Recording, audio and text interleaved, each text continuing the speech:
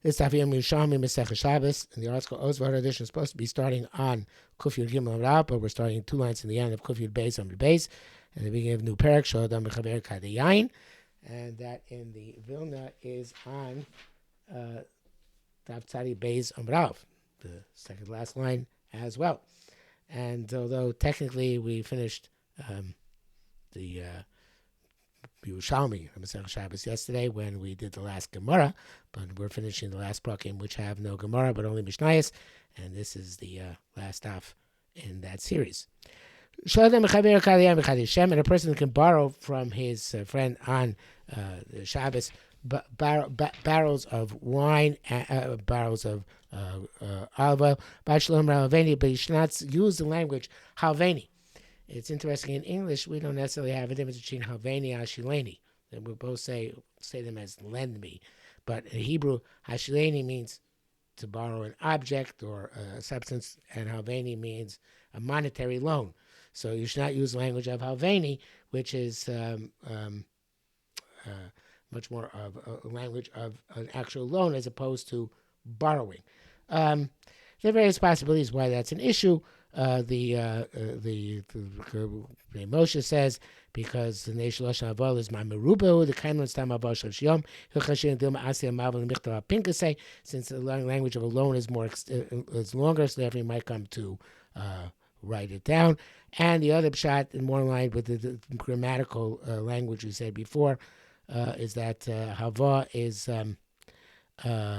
Shayla goes back is even though you're not going to give it back the oil and wine, but Shayla usually it's the same oil and wine which goes back. Let me borrow your hammer. I'll give you back your same hammer, and therefore it's much an informal language. So where I'm actually borrowing something which I'm not going to give back. The same thing. It's because borrowing money. I'm going to give you back different money, and therefore it's much more likely you come to write it down. A woman can borrow from her friend's loaves on the same basis. The Moshe says that the Chiddush is even though a woman doesn't normally write things down when they're borrowing things from their neighbor, nevertheless, we don't want to use Lashon Hava unless they come to write it down. Lo plug, but not your distinction.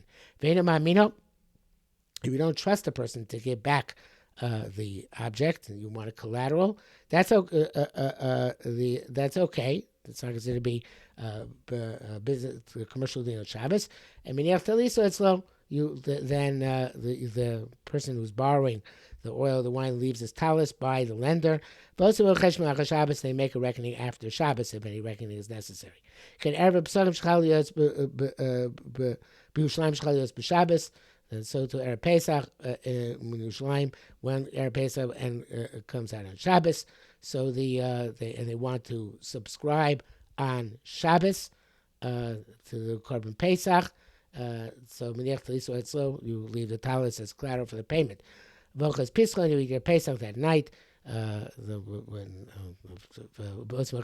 they make a cheshbon not on Yotav, but after Yotav, Moshe brings down that the gears in the Mishnah in the Mishnah of the Bavli is slightly different. There it sounds like you're actually purchasing the Korban Pesach. Halacha base. Mona Adam is Orchav as Paparosov. A person can count his guests and his delicacies which he prepared.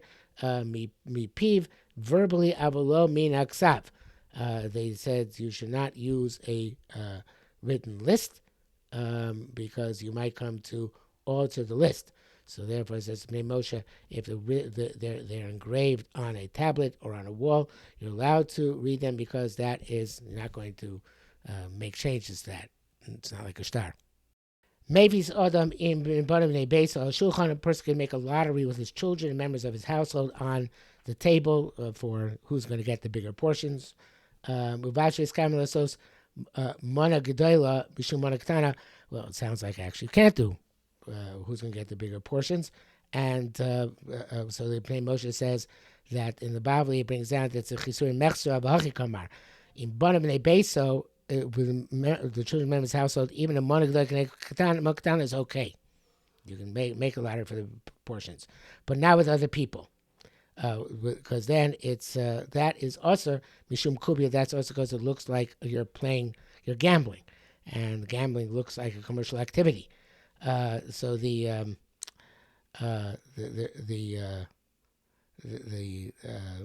mekach or memkar. And this is true even by mona keneged mona, even if they're not necessarily bringing it small. There's no actual commercial activity involved, but if there's actually a real gambling, in other words, and not just for play, I guess, the table. So then the gambling, then it would be an osir because of a smachta lokanya, right? But that's what we're not talking about. So over here, necessarily real gambling. It's obviously just fun and games, and nevertheless, shouldn't do on Shabbos because of mekach or memkar. I don't know if I made that enough. It has been clear, so I'm just going to read you the article summarized in one line. With other people, you can do be mefis only on weekdays and only when they're equal portions. With your children, members of the household, you can be mefis even Shabbos and even with unequal portions. Okay, matilin chaloshim ala kochim. You can the kohanim can use chaloshim, which are lots, on kochim, which are sacrificed on yontif, in order to determine who gets what amount. Avolo the monos, not on the portions, and the portions here means of kachim, which were sacrificed already from before yontif, because they should have done it from before yontif begins. And the much is the chiddush is that even though a kohen might come to fight, too bad. But you should have done before yontif. We should have done before yontif. We don't push off yontif in that account. Halacha gimel lo yiskor polim b'Shabbos. A person should not hire work on Shabbos. Lo yamar adam l'chaver liskor polim. You shouldn't tell somebody else to hire a few workers on Shabbos. Now we're not talking about for them to work on Shabbos. Even talking about them to work after Shabbos. You should not do it. You should not tell anybody to do it for you as well. You also don't go at the end of Shabbos to the end of 2,000 amos to stand there to go immediately Motzei Shabbos and Shabbos over Liskar Polim to hire workers ulahavi peros or to bring fruit from that area. You can't do that hachana. So anything which you can't do on Shabbos, you can't do hachana for it, prepare for it, and go 2,000 amos away, even though technically not violating anything right now for Motzei Shabbos. But makshu lishmor, but you're allowed to go there to in order to make sure to be there to watch your fruit, your fruit which is plucked from the tree already. That's because you're allowed to watch fruit on Shabbos as well. And once you're there for the purpose of Shmirah, so then also maybe pairs together you can bring fruit home, even fruit which is mechubel karka, because your kavanah was to watch that fruit which was sitting there. Klalama Rabbi Abashah is the general principle. Kosher zakah b'miroso, anything which I'm allowed to say, I'm to discuss on Shabbos, or to say on Shabbos.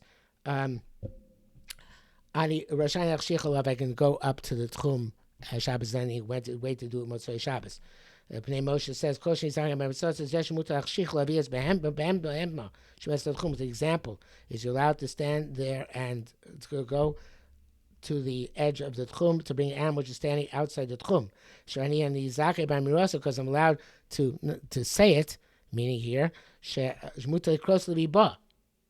allowed to call it and it'll come. And he says, in this respect, the Tanakama. The Tanakama holds that you're not allowed to go out for this purpose, to be Mashal Chum B'Tris. That's a very specific interpretation. The article goes with the Chaim Kanievsky, which is from the Bartanur and others, which say that it's a more general principle, that anything I could tell somebody else to do after Shabbos, which doesn't involve any Chil Shabbos, I'm allowed to go to Machshir Chalat Chum, in order to do it immediately after Shabbos. So a person can therefore be machshir chalat chum to go to the edge of the chum right before Shabbos over for the purpose of bar mitzvah. Since you're allowed to amir on Shabbos, bar mitzvah is mutter, so too you're allowed to go to the edge of the chum for that purpose as well. And therefore, according to this, halacha daled is examples of that. Halacha daled machshichin alat chum. Go to the chum l'fakech iskei kala to be involved in the Eber Shabbos with the matters of chnosas kala, iskei meis or havoyas hameis, lavilotaron tachrichin to bring him a coffin and shrouds. Goy shevi chalim b'Shabbos. So goy who brought these recorders, musical instruments on Shabbos, which in the old days they used to play, use these at Levias. Leis babem Yisrael, you should not use them immediately for estimate for Yisrael, even on Motzei Shabbos, and unless they came from a close spot within the Tchum.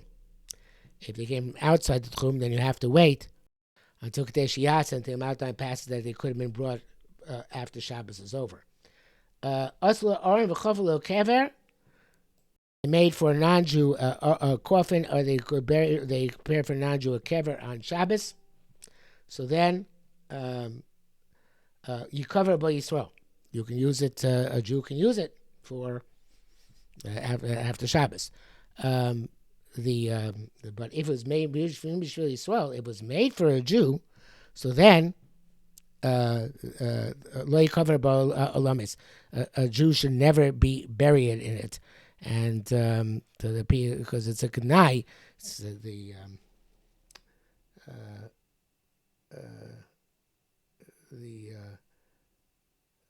it's a gnai for that person.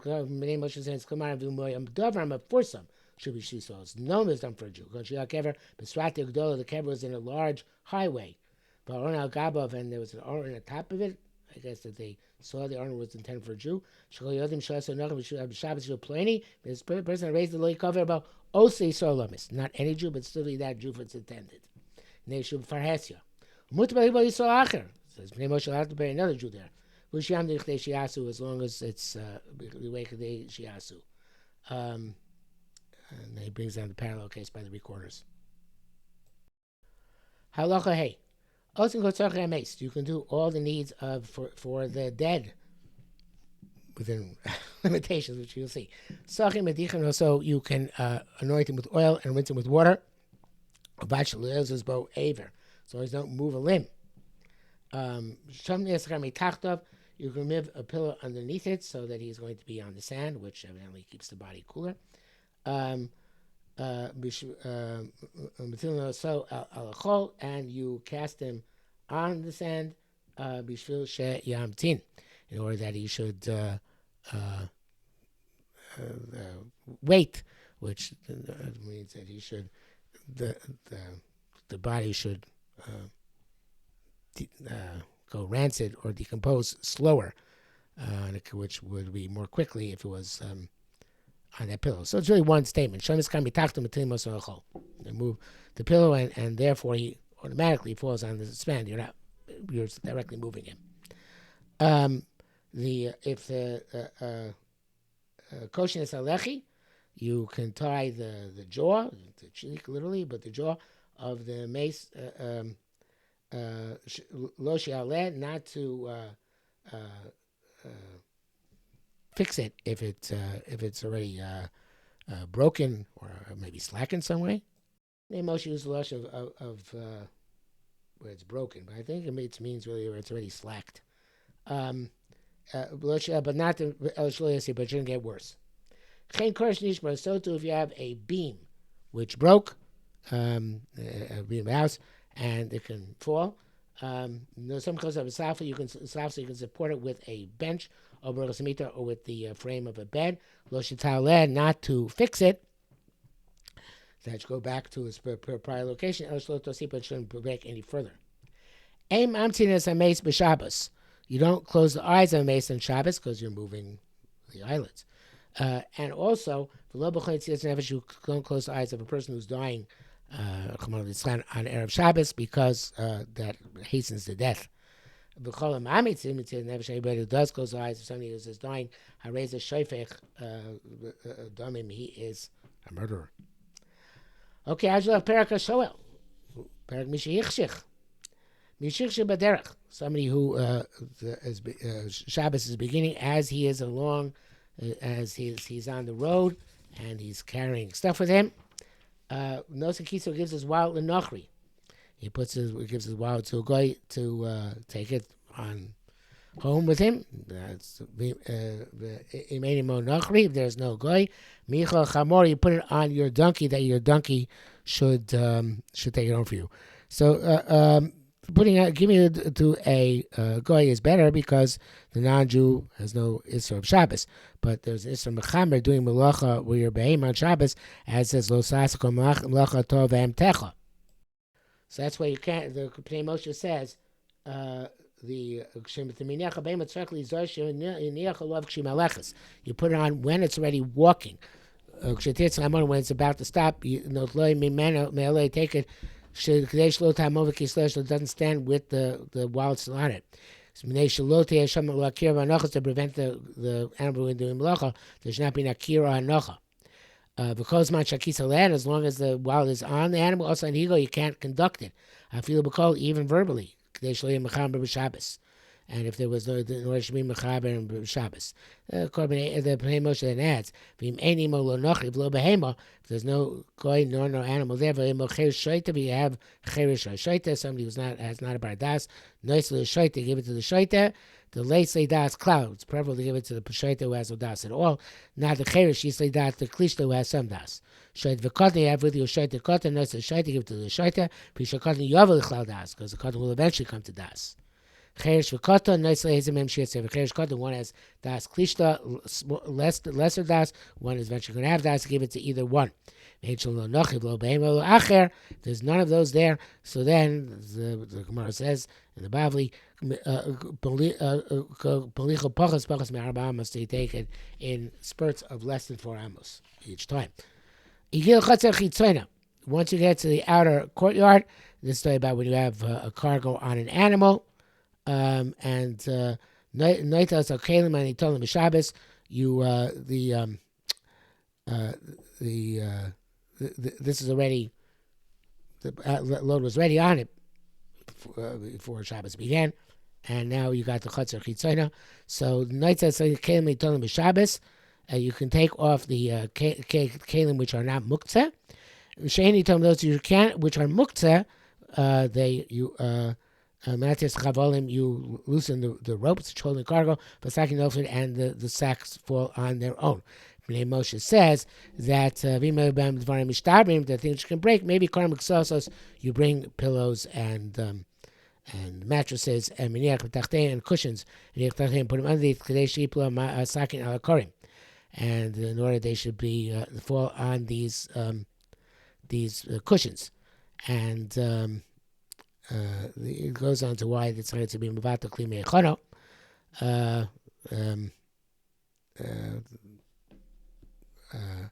And then he says at the end, if you can't do it this way, take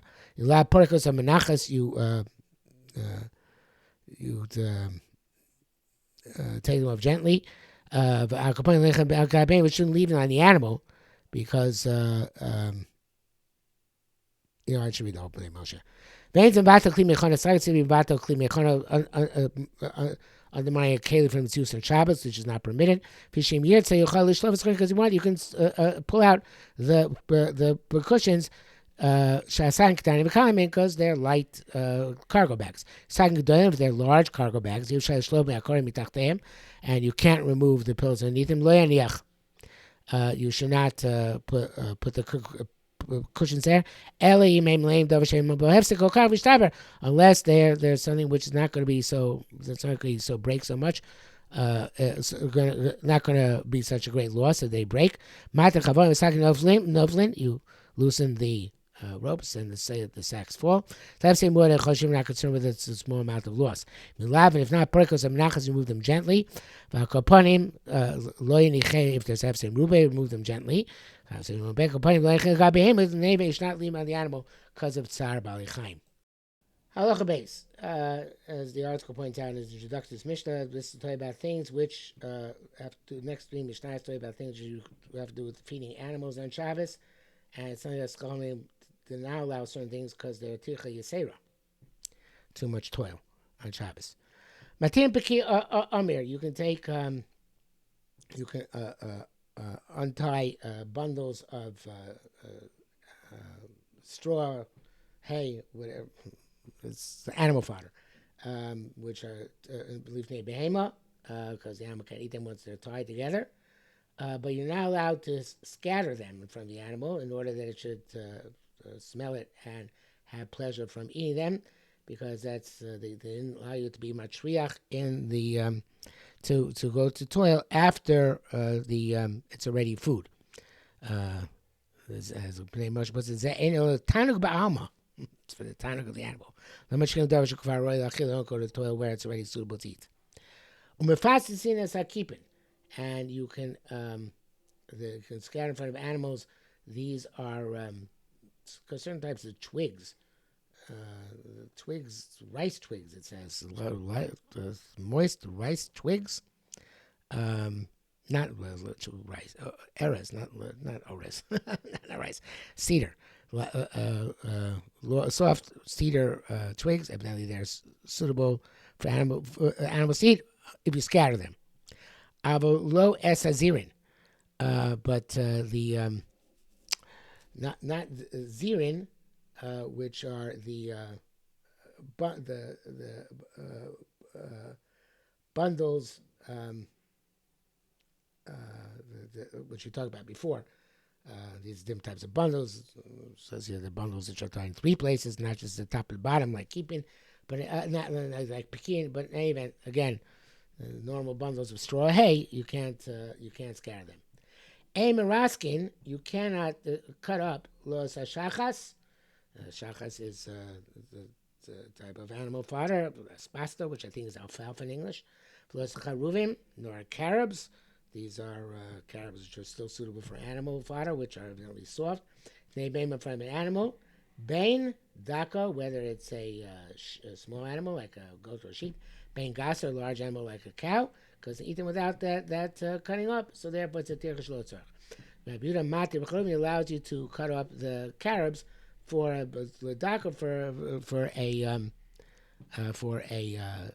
sheep or a goat, because it's difficult for it to eat without them being chopped up. Halacha Gimel.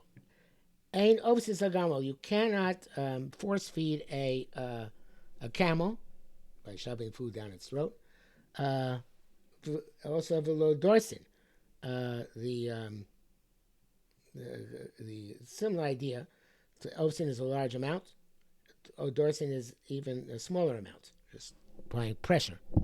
Ovsin is like to fatten up, usually, but you can't. Not even dorsin. Ava malitin. Malitin means you can put the food into its mouth in a manner in which it can still regurgitate it. You're not force feeding it, just put it in its mouth. Tiny golin. So the I skipped.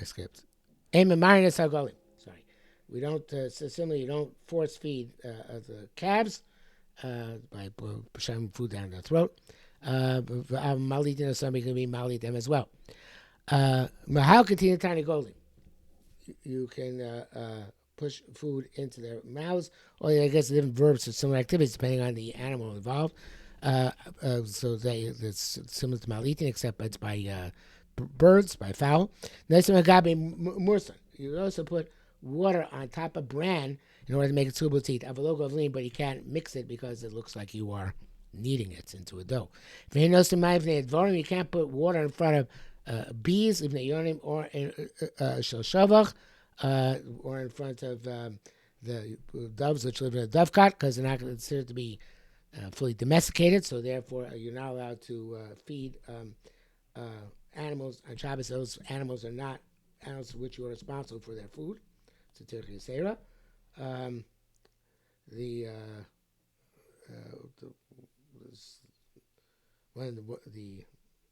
That's from the Moshe, and then he brings down. It comes down from the Yerushalmi previously.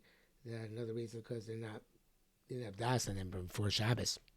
Okay, but even I'm not sure this really means a separate thing. Unless they have a tiny golem, but you can put the food in front of geese and chickens, which of course are domesticated, and therefore they're incumbent upon you. And yonim hard the sos, and these are also domesticated doves, and evidently they're named after Herod, who grew such doves in his palace. You can cut up um, uh, uh, gourds in front of an animal on Shabbos, even though when Shabbos began, they were intended for human consumption, not for animal consumption. But you are allowed to then make them into animal fodder. That's why but succinctly cautioned after stem even though by default they're seen to be used for human consumption. They become up in front of an animal. Best in the way of their clubbing, somebody can cut up in the vela in front of from a dog, even though we came in a vela on Shabbos. It's not Yom, says Bnei Moshe, and it's one which is hard, has to be cut up, and for the dog to eat, it can be cut up on Shabbos. The Pharisee saw the article says even though if you had gourds which were harvested, got severed from a tree on Shabbos, they're considered muktzah. That's because they don't get plucked on get severed on their own. So therefore, if they're not plucked from for Shabbos, you're mesiach das them, and they're muktzah. But an animal, it's possible it's going to die on its own and be suitable for a dog to eat. So therefore, a person always has in mind, in the back of his head, that if the dog dies on Shabbos, it should be permitted for me to feed it to feed it to an animal, to feed it to the animal. And that's why I have to cut it up. So the luim is talking about where they already were severed from the tree for Shabbos. The animal, the baler, even if it just died on Shabbos. The Mer disagrees. Says in the baler Mer of Shabbos Asur Fishay Mina Muchan. Says the nevela has to have died before Shabbos began in order to be designated for it to be animal food for Shabbos. Okay, the halacha. Hey, last halacha here. Mefin Adar Shabbos. You can husband can annul his wife's vows on Shabbos, so to father his daughter's vows. If there's a tzorach Shabbos, Nishalim b'nedarim, you go to Chacham to be matir neder. Nedarim shen tzorach Shabbos, again, it's a neder for the tzorach Shabbos, such as they took a neder not to eat that day, something like that. Pokim Samor, you're allowed to close up a window with a temporary ad hoc type of closure, such as a board or something like that. Umodim esamatlis, and you can measure a rag to as a shir milkabo tuma, and also you can measure as a mikveh to know it has enough water. All these things are These are measures which have to do with mitzvah issues, tumantara, and therefore you're allowed to do it on Shabbos. And this is backed up with a Meister. Meister may avish Rabbi Tzadok, may Abba Shol ben Botnis. This happened. There was the story which happened the days of the father of Tzadok and the days of Abba Shol ben Botnis. There is this description of the in the Bavli of what the story was. There was a narrow path between two houses, and there were windows open into this path from the houses, and there was a large